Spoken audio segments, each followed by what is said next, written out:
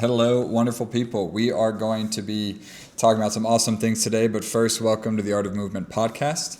I am trying to get a good tagline to start this, so today I'm going to say this is for anyone who wants to move the best they can for as long as they can. We'll try that out for a week and see how it goes. 3 things we're talking about today. We're going to see how we can maintain our fitness or whatever we want goal-wise for our health while traveling.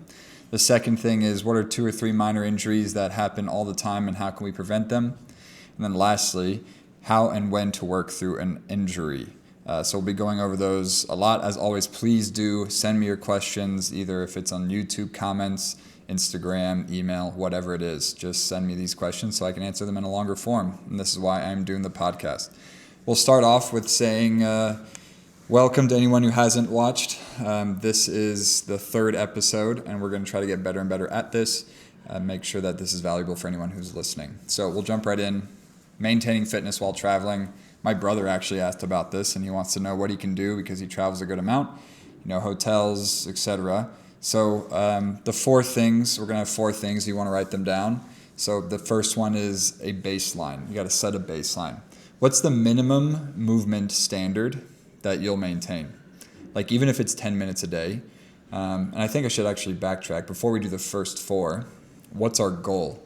And I kind of ask that to everyone I work with. So if your goal is to get stronger, maybe your goal should be to at least hit the weights for 10 minutes. If your goal is to keep your, cardio up, we should probably be doing something cardio. If you want better mobility, it should be mobility. So the 4 things have to pertain to your goal. As far as general fitness, we can kind of tie that into whatever the 4 answers are. So set a baseline, decide on what that minimum standard for you is going to be before you even go on the trip. Hey, Paul, I'm going to be doing 10 minutes of cardio while I'm on this trip a day. I think that's a pretty low standard, but I think it's a standard nonetheless. So if we hit our 10 every day and we come home, great, you hit it, maybe we up it next time. The second thing is prioritizing consistency. Say it's like a 3 or 4 day trip and we just come in hot with a big workout, hour and a half, and then we don't do anything the rest of the 3 days. I really don't think that's the best way to do not only travel workouts, but also at home workouts. I'd like for us to be more consistent, and it kind of gives us a accountability of, hey, I did my thing today.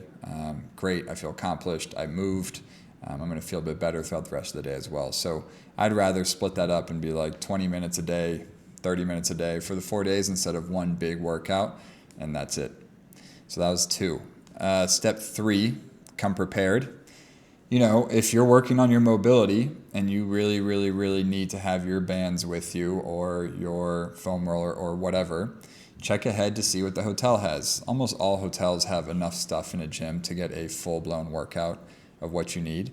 But if you need specific items, just prepare. As blunt as that is, we should probably be thinking about this in advance. And I think that's where a lot of us fall short. So come prepared. If you need your resistance bands, bring those. They're pretty easy to pack and they're really versatile. Anything else, even the foam roller is too bulky, I'd probably leave at home. Maybe like a little massage ball or cross ball would work well. Other than that, everything else should be at the gym, or you can use household objects if you're at an Airbnb, chairs, counters, broomsticks, anything like that, they'll have there. So you don't need to go too crazy, especially if it's not a big, long trip. So first one was, set a baseline. What's the minimum amount you're going to do a day? Second one was consistency over intensity. And then third one so far is come prepared to bring the stuff you're actually going to use. Lastly, it's not an all or nothing mindset, especially on traveling, whether it's like a vacation or a big work week. We go out and eat with the clients, or you go out and eat with the family. It's all nice and everyone's just, vacation kind of mode, especially when you're away from home. I would love to try to change that mindset of, okay, I'm going to be gone for 3 days. F it. I just need to really enjoy myself, jump off of my routine. I'll get on when I get back. Even if you do a little bit every day, it's going to keep you in the mindset that I actually have to do something every day. And that might help with your diet decisions and your sleep decisions, because I know both of those tend to go out the window when we travel as well. So the 4 things are: set the baseline, make sure you're doing a minimum movement standard, consistency over intensity, be prepared, bring your stuff, And then lastly, it's not an all or nothing mindset. So be okay with doing a little bit a day, even though it might not be your maximum amount. At least we're not just dropping everything and having to reset ourselves or get a big setback when we get back into town, which can affect us mentally massively. And I work with that all the time with my clients who say, "Oh, I'm going to be away on vacation for 2 weeks. Like, what are we going to be able to do? What am I going to be able to do?" Well, I'm going to send you your workouts through your app. You're going to have an at-home or I call it like equipment-free workout already uploaded on your app. And then we'll have like a gym or hotel gym workout uploaded. So you have 2 different things to do. You can alternate back and forth. And we're going to make do with what you have, and we're probably going to get just as good of a workout and potentially even better. So those are my 4 tips to working out, staying healthy, mobility, strength, cardio, whatever it is while traveling. Next up, we had 2 to 3 minor injuries that might limit us daily, and like what are the most common ones I see, and then what can we be doing to help with those. The 3 I chose are my most commonly seen.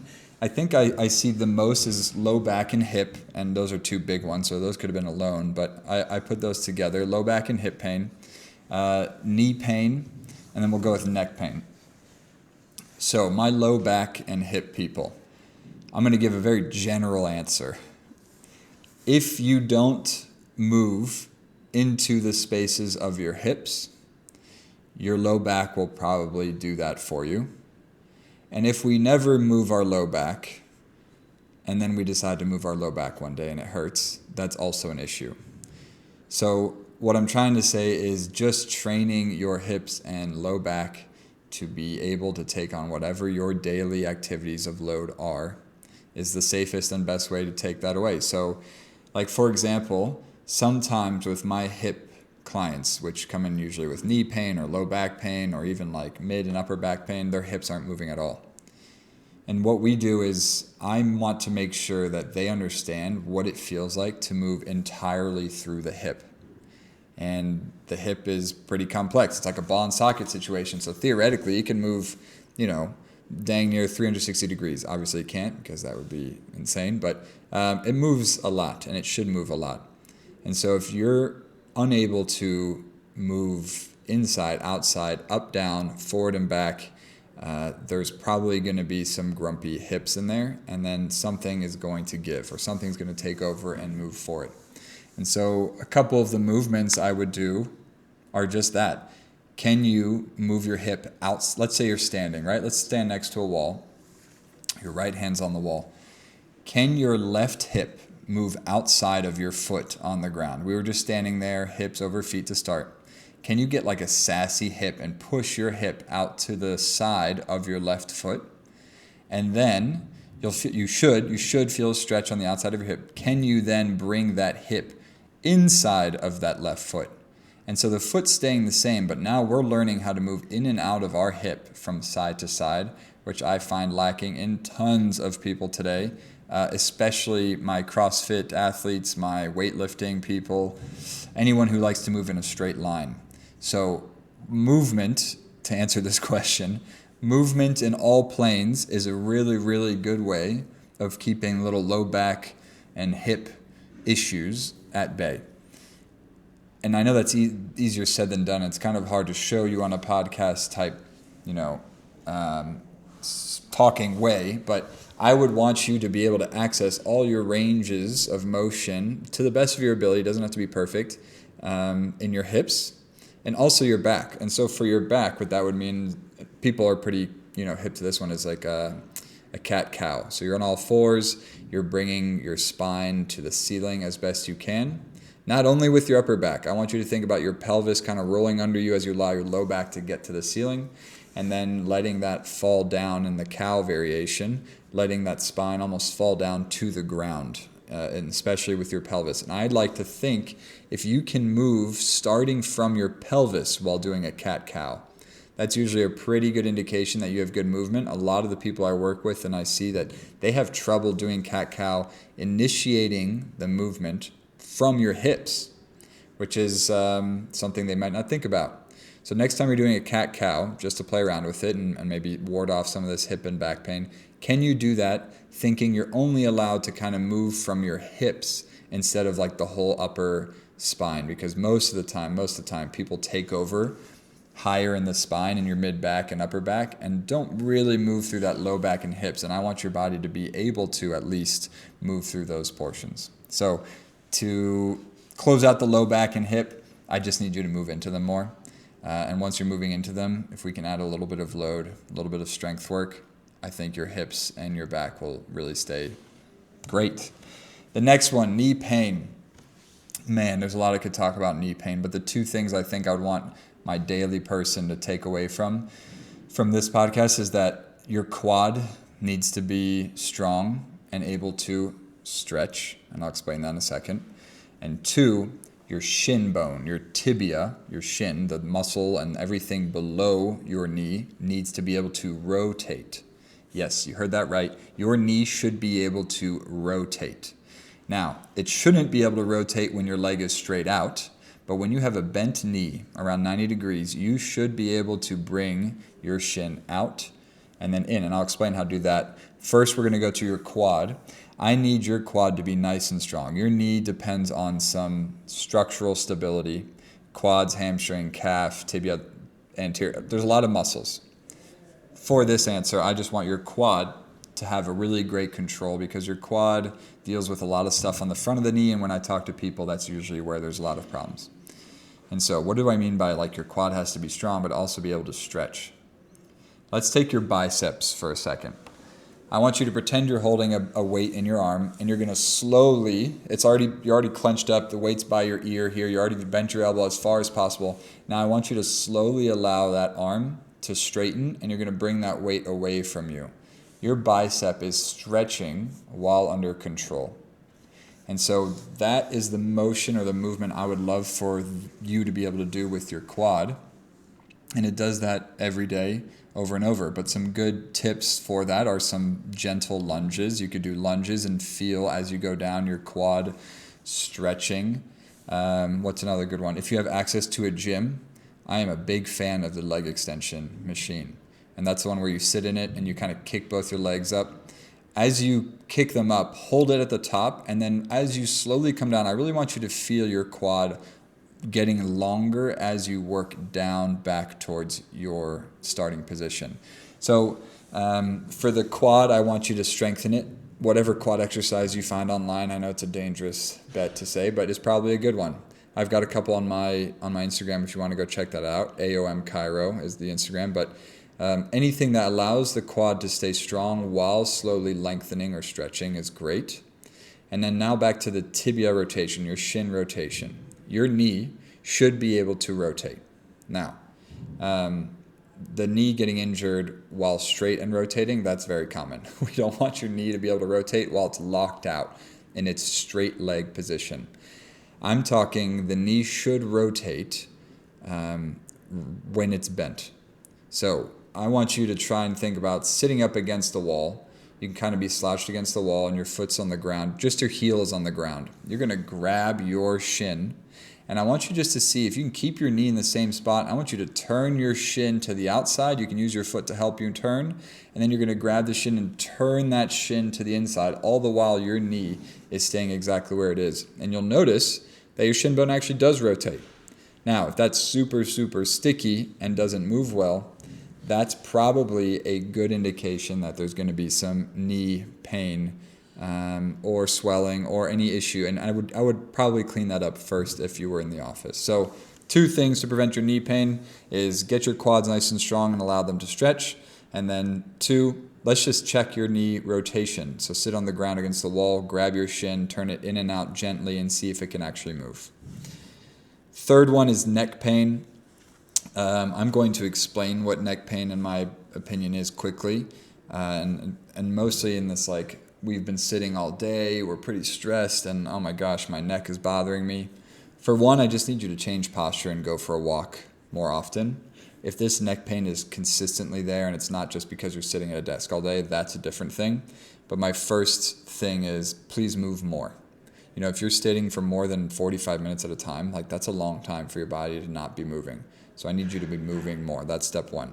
If this is a different situation of neck pain, I would jump straight to the rib cage and how you breathe. So the thing I want you to check is, let's get you lying down on your back. Your feet can be kind of on the floor, so your knees and your hips are a little bit bent. You're just relaxed there. And I want you to grab your neck, like almost like you're going to strangle yourself, which sounds insane. But I just want you to almost strangle yourself, or just put your hands gently around your neck. Your head should be relaxed on the ground. And I want you to take a gentle breath in through the nose and then out through the mouth. And then I want you to do that again, but a bit more vigorously, and see if either of those triggered your neck muscles to turn on. And now we won't go into depth about how to fix this, but your neck muscles should theoretically not have to turn on when you breathe in or when you breathe out. And so if you feel these big muscles like come on and they're all pretty stressed out and they're strong when you breathe in, especially on the breath in, there's definitely some work we could do there. And that's for another time, but that's a good test to see, maybe my breathing mechanics, my rib cage and my diaphragm isn't doing enough, and my neck is having to pick up my rib cage every time it takes a breath in, and it's causing a lot of stress in that area. So low back and hips, make sure you move them. Knee pain, make sure your knee can rotate and your quad can stretch and be strong.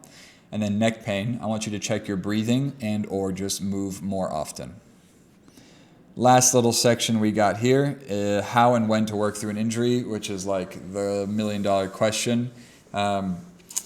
I have been changing my opinion on this recently, and it's difficult because at first I was like, anything 4 out of 10 or lower, just keep working out, it's great. I think I'm changing my tune slowly. I'll say this.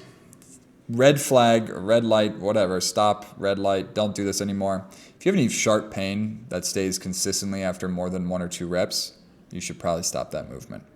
If you have anything you do and it swells up pretty immediately, or you feel pain after and it stays bad after a workout, you should probably not do that, and you should probably find someone to help you. Those are the only things that I can think of, like sharp pain during dull achy is usually okay. I wouldn't allow pain to go above now like a 1 or 2. I know that's different than what I've said in the past about like a 4 or 5, keep working on it. I just don't think we need to have pain. I think pain is such a good indicator of things that might not be appropriately moving. And so let's just use pain to our advantage.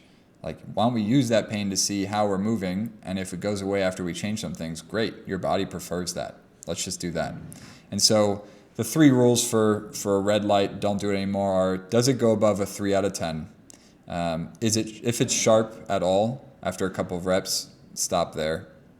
And then does your body or your joint or whatever feel worse after you've worked out and for the next day or so after that? If you get those, I would probably stop your workout. Let's go to yellow lights. 4 out of 5 is really pushing it. Like I would probably stay with 2 or 3 is a yellow. It's like, I really need to be careful here. If it doesn't affect you after, great, we can keep going. A yellow, something just doesn't feel right. The yellow is a weird situation. Green, if everything feels good, you're feeling strong, great. Yellow, I would say if you're working on something and it's like a little bit of discomfort and you don't feel the muscle that you should be feeling. So if you're doing squats and you don't feel quads or glutes working at all, that's concerning. We should probably be concerned about what's actually working then, and go from there. I think the more important part of this is like when to seek out a provider. I tend to see chronic issues, and chronic is subjective, like, hey, it's been this long, I've had this pain for this long. I know there's a textbook answer, but for some people chronic is 10 years. For some people chronic is like 3 days. It's been around for 3 days, I can't handle it. If you are having an issue for more than a week and it doesn't go away and none of the stuff you're doing is making it better, I would go see a provider. 2 to 3 weeks is starting to push it. A month is probably just going to make things worse, and anything after that, like, we should really, really, really be seeking out help. Things to try before you do any of that, though: eat better, sleep better, and hydrate. And so I would say sleep first, then diet, and then try to rehab stuff. If you're not doing those first 2, sleep and diet, then like it doesn't really matter how you're doing your rehab, because it's just going to keep resetting. So red light, again, sharp pain, nothing above a 3 out of 10, and if anything gets worse after workouts. Yellow light is like 2 to 3 out of 10 pain, and something doesn't feel right, or you can't feel the right muscles working. And green is it feels good and you're getting a good pump and you feel great doing the run, the workout, the soccer, whatever. First, try fixing your sleep and your diet. If those don't help either, then seek out a provider after a week or two of it continuing. 3 to 4 weeks is you definitely need to see someone. So that was episode 3, The Art of Movement. Thank you guys so much for listening, even if you made it this far. And I appreciate all of you guys and your time. Peace.